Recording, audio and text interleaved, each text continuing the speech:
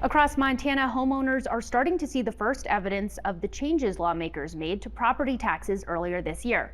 But the arguments over tax legislation that started during the legislative session are still playing out now. MTN senior political reporter Jonathan Ambarian has a closer look at what the impacts have been so far and what's coming next.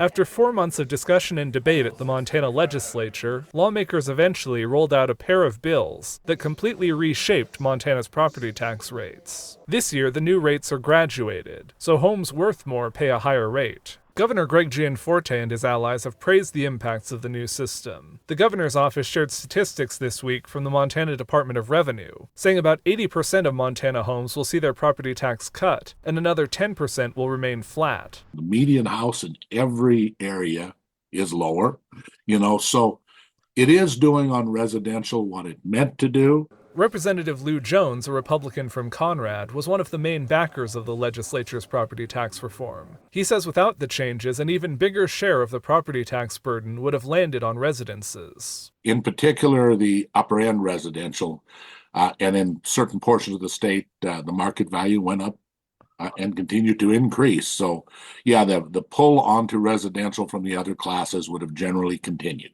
But Senator Carl Glimm, a Republican from Kyla, says he's hearing from people unhappy with the changes as well. A lot of commercial people are seeing their property taxes go up, and that transfers into just we're hurting Montana business. We're supposed to be a pro-business state.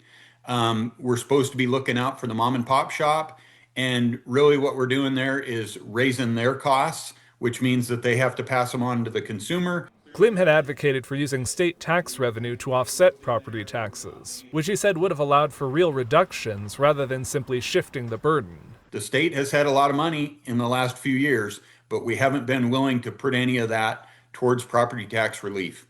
And that's, I think, what needs to happen. Don't get too used to the property tax rates you're seeing this year. They're only temporary. Next year, a new homestead tax system will be implemented. That means lower property tax rates on primary residences, long-term rentals, and smaller commercial properties, but higher rates on properties that don't qualify.